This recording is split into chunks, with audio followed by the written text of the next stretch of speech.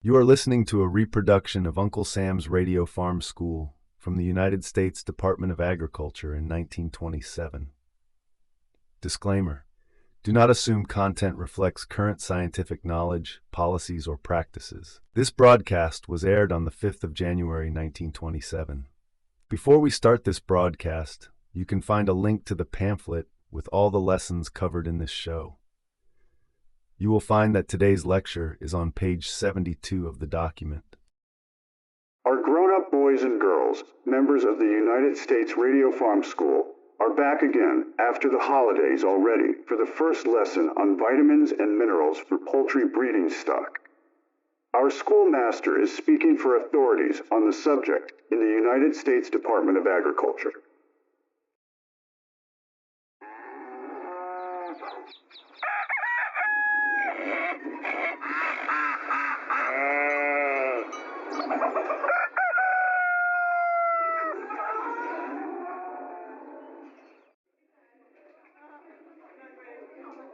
Professor, What is it, Wallace? last time you talked some about minerals and grain feed. Yes, I'm going to have something more to say about that today. Why is grain feed so important for feeding chickens? Well, green feed contains practically all the vitamins. What are vitamins anyway? Well, Wallace, we don't know what they are, but we do know what they do. The rest of the class should hear this. The class will be in order. I take it that all of you keep crushed oyster shell, clam shell, or limestone grit before your hens all the time. You know, these feeds supply the lime which goes to make the egg shells. If there is not lime enough in the ration, egg production will be lowered. Fine oyster shell or limestone grit is especially necessary as the pullets start laying. Of course, chickens need minerals for other purposes besides manufacturing eggshells. They must have minerals to build up their bones. Minerals also play an important part in connection with the digestive acids and changes in nutrients. Although lime and phosphorus are the most important, there are others. For instance, common salt supplies sodium and chlorine, two essentials in animal life. But minerals are not so hard to get. Meat scrap, fish meal, wheat bran, wheat middlings, green feed, and milk all supply considerable mineral matter. Ordinary meat scrap contains considerable bone, so you need very little bone with that kind of meat scrap. But if you feed high-protein meat scrap or vegetable proteins like cottonseed meal, you should supplement the mash with 4% of a mixture of 3 parts ground bone, 1 part ground limestone, and 1 part common salt. You can best supply the minerals in ordinary rations by adding bone meal. Add 2 to 5% in the mash for both chicks and hens. Both these mashes should contain 1% salt. From 2 to 3% of ground limestone may be added to laying mashes to help prevent the laying of soft-shelled eggs. However, there may be plenty of minerals in the feed, and yet the chickens may not be able to use it. Certain food factors, known as vitamins, must also be in the feed. If they are lacking, the chickens may be unable to properly assimilate the minerals. For instance, the feed may contain plenty of lime and phosphorus, but if it does not also contain the necessary vitamin, the chicken's bones may fail for lack of these minerals. There are 5 vitamins now known. Their exact nature is still a mystery. They are known by their effects. They contribute neither energy nor tissue building, but they tend to control and regulate certain of the life processes. Miller, go to the blackboard there, please. Now write down the letters A, B, C, D, and E, one under the other. Those letters represent the 5 vitamins. No, rub out C. We don't need that in poultry rations. After the A up at the top of the board there, write makes young chickens grow. After the B on the next line, write aids digestion. After the D, now write prevents weak legs in chicks. And there at the side of the E, write promotes fertility.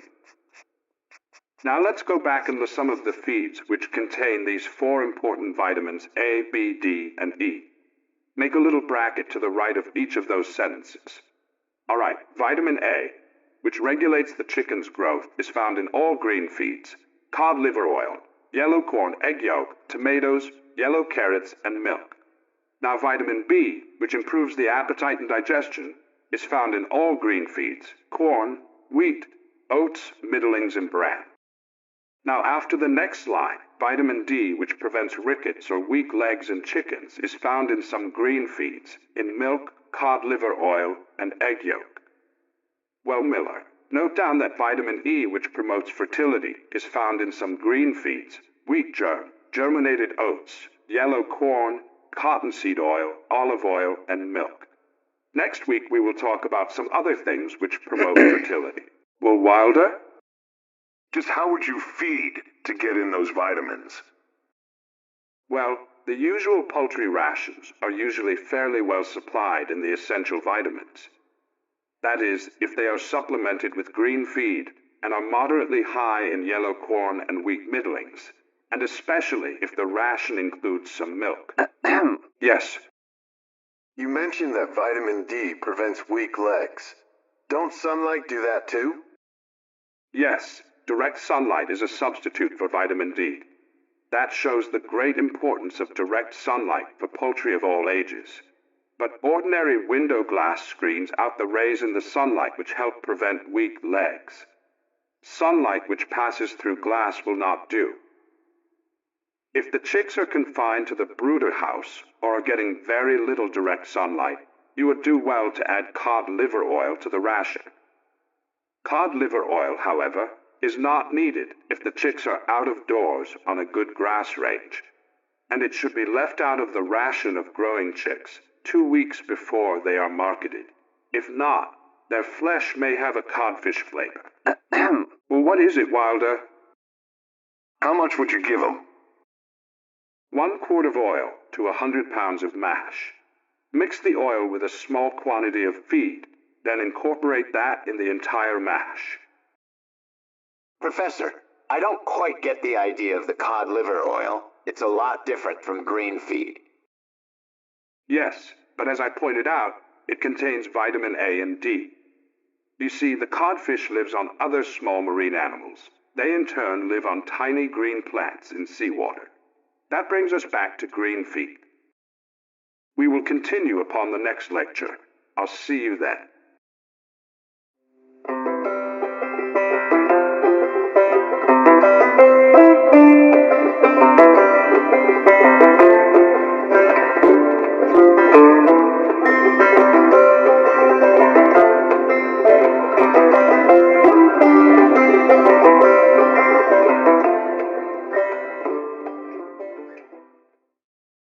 This show was researched and produced by BreakAway Empire LLC.